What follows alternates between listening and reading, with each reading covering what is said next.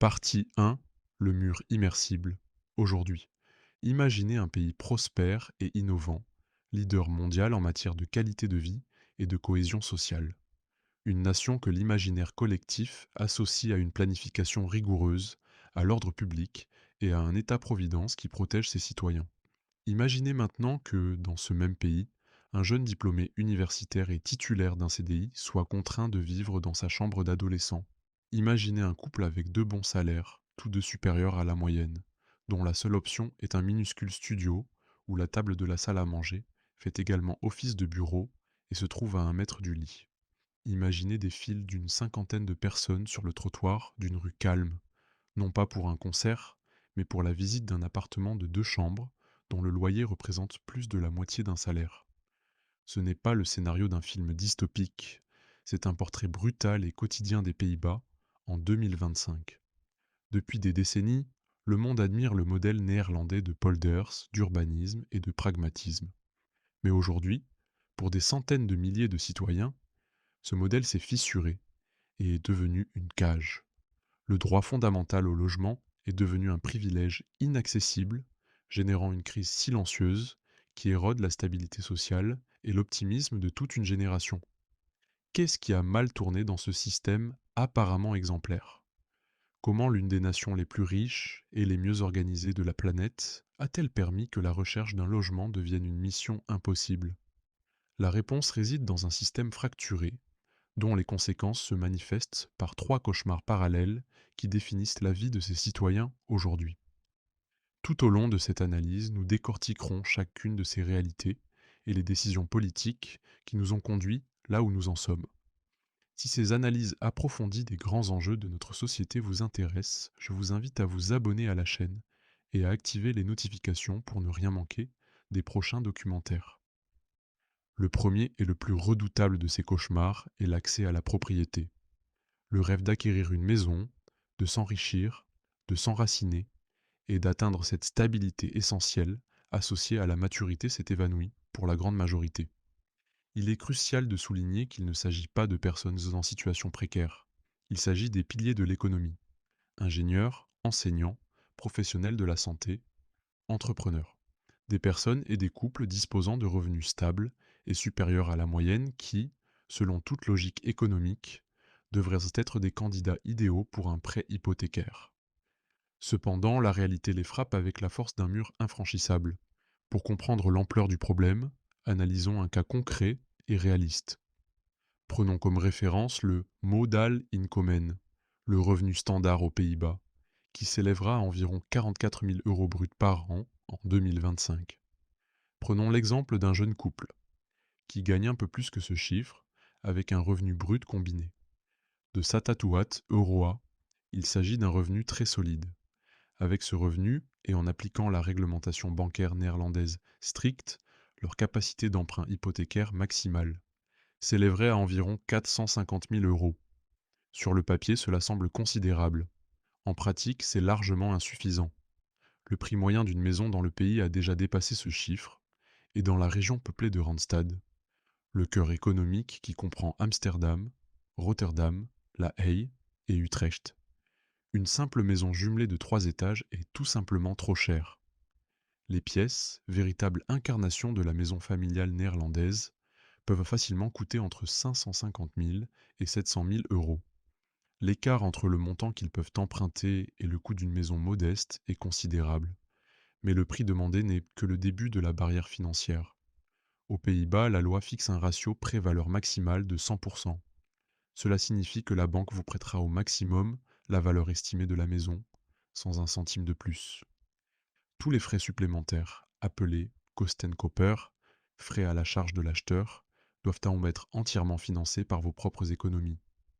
Ce forfait comprend une taxe de mutation de 2%, les frais de notaire pour l'acte de vente et l'acte hypothécaire, le coût du rapport d'expertise obligatoire et souvent les honoraires d'un conseiller en prêts hypothécaires et d'un agent immobilier. Pour une maison de 450 000 euros, ces frais dépassent facilement les 20 000 euros. Notre couple, qui perçoit un excellent salaire, a donc besoin de cette somme en banque pour pouvoir négocier. Et c'est à cette table que le cauchemar s'intensifie. Sur un marché où la demande est si forte et l'offre si rare, La surenchère, ou overbidden, a cessé d'être l'exception pour devenir la norme.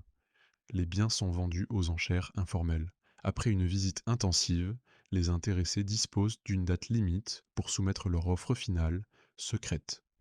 Pour avoir la moindre chance, il est courant d'offrir des dizaines de milliers d'euros de plus que le prix demandé.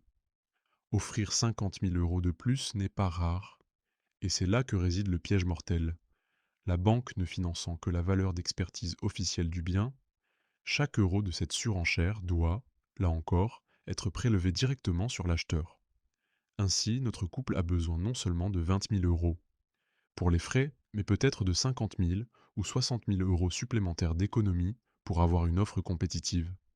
On parle d'un capital requis de 70 000 ou 80 000 euros, un montant inaccessible pour la plupart des personnes dont la richesse réside dans leur capacité de travail. Ce système a créé une nouvelle aristocratie immobilière, accessible uniquement à ceux qui disposent déjà d'un capital ou peuvent compter sur le soutien financier de leur famille. La porte de la propriété étant fermée, la seule alternative logique pour des millions de personnes est le marché locatif. Bienvenue dans le deuxième cauchemar, le marché libre. Ce segment du marché, déréglementé et régi par la loi de l'offre et de la demande, s'est transformé en un écosystème d'exploitation et d'humiliation. Les prix ont atteint des niveaux frisant l'absurde. Dans les grandes villes, il est quasiment impossible de trouver un appartement de 70 mètres carrés pour moins de 1 800 ou 2 000 euros par mois, hors énergie, eau et taxes municipales. Il est donc courant de dépenser 40%, voire 50% de son salaire net mensuel pour se loger. La règle classique des finances personnelles, qui recommande de ne pas consacrer plus d'un tiers de ses revenus au logement, ressemble à une farce cruelle aux Pays-Bas d'aujourd'hui. Cette dépense disproportionnée crée un piège locatif perpétuel. En consacrant une part aussi importante de son salaire au loyer, on réduit à néant la capacité d'épargne, rendant impossible l'accumulation du capital nécessaire pour tenter d'acheter. C'est un cercle vicieux qui condamne les gens à rester locataires toute leur vie. Mais la détresse économique n'est qu'une dimension du problème. L'autre est d'ordre psychologique. La pénurie a conféré un pouvoir quasi féodal aux propriétaires et aux agences immobilières. La recherche d'un appartement n'est pas une transaction commerciale, c'est un casting humain humiliant. Pour être considéré comme candidat, vous devez soumettre un dossier plus complet que pour une demande de visa. Contrat de travail, multiples bulletins de salaire, relevés bancaires, lettre de recommandation de votre employeur, et souvent, une lettre de motivation embarrassante dans laquelle vous devez vous vendre, vantant votre propreté, votre silence et votre solvabilité. Tout cela en étant en compétition avec des centaines de candidats dans la même situation désespérée. Les visites d'appartements sont des événements massifs et impersonnels où l'on ressent la tension et la compétition.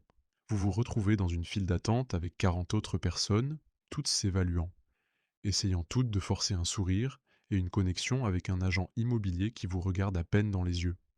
C'est un processus conçu pour vous dépouiller de votre dignité, réduisant le besoin fondamental d'un logement à une compétition basée sur le mérite, dont le prix est le droit de payer une fortune. Dans ce contexte sombre, on pourrait penser au dernier filet de sécurité, pilier historique de l'État-providence néerlandais, le logement social. Au XXe siècle, les sociétés de logement, Woning Corporaties, étaient un modèle mondial, garantissant des logements décents et abordables à une grande partie de la population, des plus modestes aux classes moyennes. Cependant, pour ceux qui cherchent un logement aujourd'hui, ce filet de sécurité est devenu le troisième cauchemar. La promesse non tenue, une loterie avec un temps d'attente infini. Le système, basé sur la durée d'inscription, s'est complètement effondré. Pour accéder au logement social dans les zones à forte pression, l'attente moyenne ne se mesure plus en années, mais en décennies. Dans la région d'Amsterdam, le délai d'attente moyen pour un demandeur actif dépasse désormais 17 ans. À Utrecht, il est de 11 ans. Dans les autres grandes villes, une attente de 8 à 10 ans est considérée comme optimiste. Cela signifie qu'un jeune inscrit sur la liste à 18 ans, l'âge minimum légal, pourrait, avec un peu de chance, recevoir une offre de logement à l'approche de ses 35 ans. Pour un jeune diplômé souhaitant devenir indépendant, pour un jeune couple envisageant d'avoir des enfants, pour un travailleur essentiel comme une infirmière ou un policier qui doit vivre à proximité de son travail, Le logement social n'est plus une solution. C'est une illusion lointaine, une réponse théorique à un besoin urgent et présent. Cet effondrement abandonne non seulement les plus modestes, sa cible, mais bloque également la dernière échappatoire pour les personnes à revenus moyens, prisonnières du purgatoire de la gratuité des loyers. Ces trois cauchemars, l'impossibilité d'acheter, l'usure des loyers et l'inutilité du logement social, s'entremêlent et se nourrissent mutuellement, créant un cycle de désespoir, de précarité et de stagnation qui définit la réalité de la vie aux Pays-Bas aujourd'hui. Partie 2. Anatomie d'un effondrement. Le pourquoi. Le tableau que nous avons décrit est sombre, celui d'un dysfonctionnement systémique qui génère une anxiété sociale généralisée. Mais il est essentiel de comprendre que cette situation n'est pas le fruit du hasard, ni une catastrophe naturelle inévitable. La crise actuelle est la chronique d'un effondrement annoncé, le résultat prévisible et cumulatif d'une tempête parfaite, qui couve depuis plus de 30 ans. Une tempête alimentée par des décisions politiques délibérées, de profonds changements économiques et surtout un changement idéologique radical dans notre façon de concevoir le logement.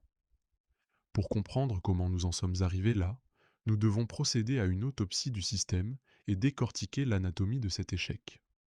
La cause première et la plus profonde de l'effondrement actuel est d'ordre économique et philosophique, la financiarisation du logement. Ce processus a transformé la brique et le mortier, piliers de la sécurité familiale et communautaire depuis des générations, en un produit financier, un actif spéculatif. Le logement a cessé d'être un droit social pour devenir le produit d'investissement le plus rentable et le plus sûr de la dernière décennie. Ce changement de paradigme a été catalysé par le contexte économique mondial qui a suivi la crise financière de 2008. Alors que les banques centrales injectaient des liquidités dans le système et maintenaient les taux d'intérêt à des niveaux historiquement bas, les capitaux institutionnels, fonds de pension, assureurs et notamment les géants du capital investissement comme Blackstone, se sont lancés à la recherche d'actifs offrant des rendements. Le marché immobilier résidentiel néerlandais, fort de sa stabilité politique et de sa robustesse économique, s'est présenté comme l'opportunité idéale. Ces acteurs institutionnels ont commencé à acquérir des portefeuilles entiers de maisons et des meubles d'appartements, non pas pour fournir des logements, mais pour générer des flux de trésorerie grâce aux locations et réaliser une plus-value massive. Leur puissance financière était inégalée, et à chaque acquisition, ils retiraient des cendres des logements du marché privé pour les transférer vers un marché locatif de plus en plus coûteux. Mais la financiarisation ne se limitait pas aux grandes entreprises. Elle s'est propagée à un niveau plus granulaire, créant une multitude d'investisseurs individuels. L'investissement locatif est devenu une aspiration pour les classes moyennes et supérieures néerlandaises. Face à l'incertitude des régimes de retraite et au rendement nul de l'épargne, investir dans un deuxième ou un troisième bien immobilier est devenu la stratégie de retraite la plus judicieuse. Cela a créé une concurrence directe et profondément déloyale sur le marché de l'achat. Les acheteurs individuels à la recherche d'un logement se heurtent à une limite financière et émotionnelle.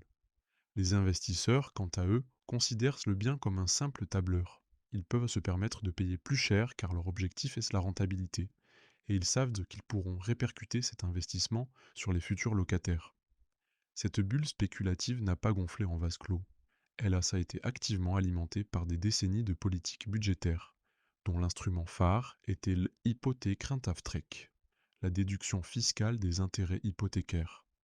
Né avec la noble intention d'encourager l'accession à la propriété, son effet à long terme sur un marché à l'offre restreinte s'est avéré pervers.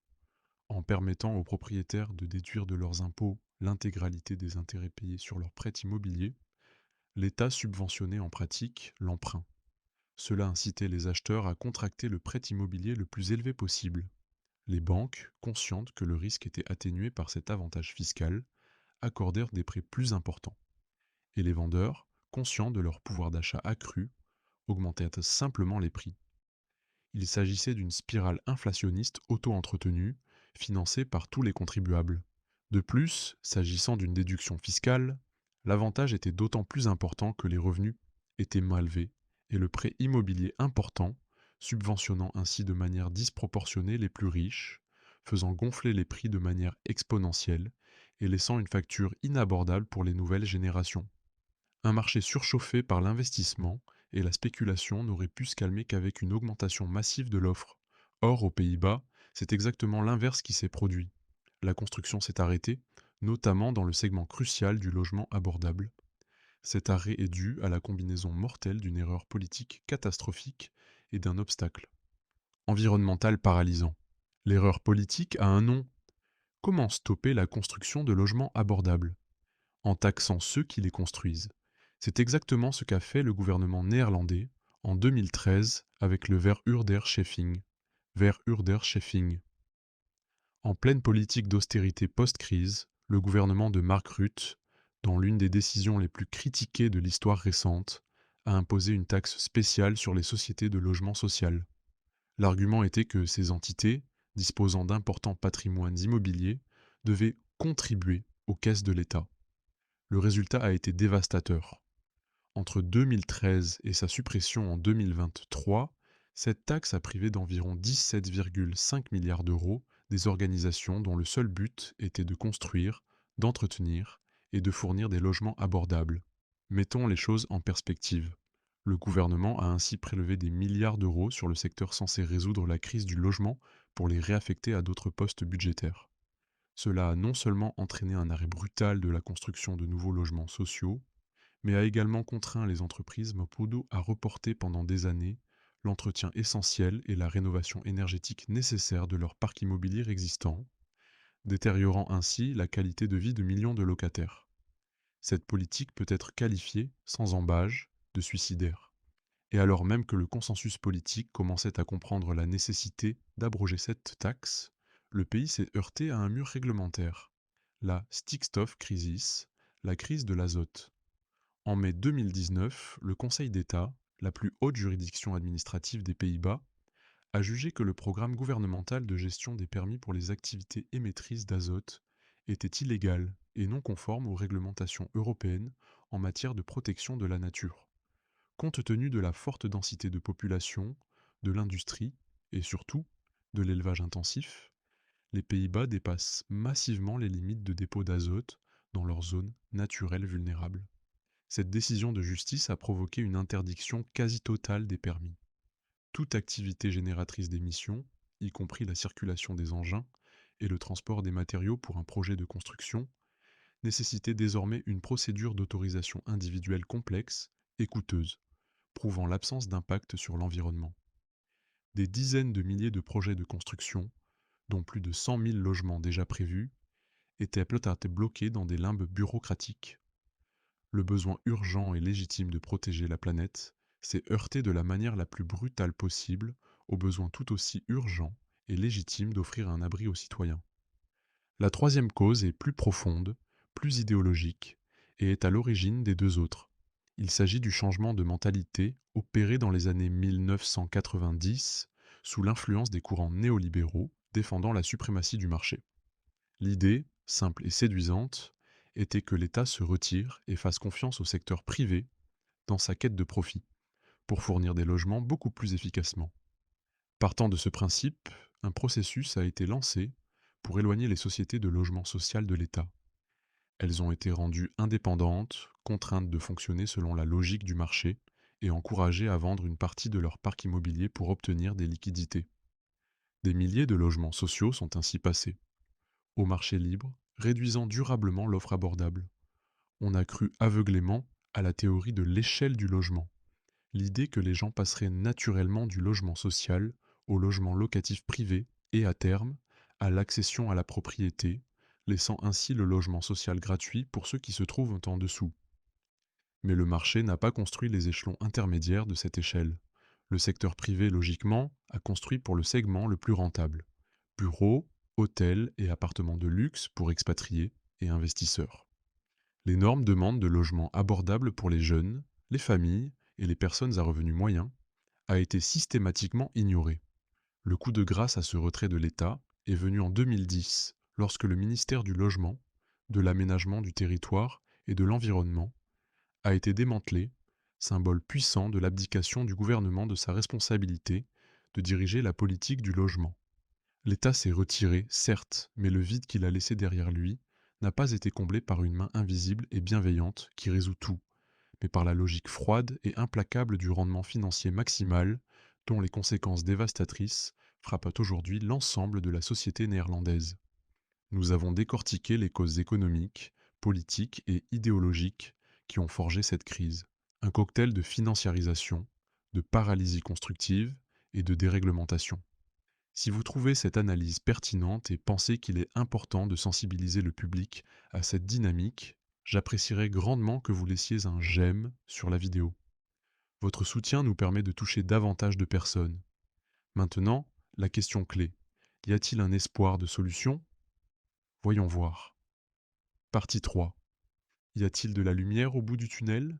Et maintenant, une fois la catastrophe comprise et ses causes décortiquées, la question qui résonne le plus est: existe-t-il une issue? Après une décennie de déni ou d'inaction, le gouvernement néerlandais semble enfin avoir pris conscience de l'ampleur de l'urgence sociale. Un arsenal de nouvelles mesures, plans et réglementations a été mis en œuvre pour tenter, du moins en théorie, de s'attaquer à la crise sur plusieurs fronts. Mais la société néerlandaise, embarrassée et cynique, est tiraillée entre un optimisme prudent et le soupçon que ces solutions ne sont que des pansements superficiels sur une plaie d'une profondeur abyssale. Analysons donc si ces initiatives représentent un véritable changement de cap ou s'il s'agit de simples gestes politiques face à une réalité intenable. Le fleuron de la nouvelle stratégie gouvernementale est le plan monumental visant à construire 981 000 nouveaux logements d'ici la fin des années 2030. L'ambition est indéniable et s'attaque à juste titre au cœur du problème, la pénurie criante d'offres. Ce plan n'est pas seulement un objectif national, mais a été décliné en une série de conventions logements, avec les provinces et les municipalités, attribuant des quotas et des responsabilités.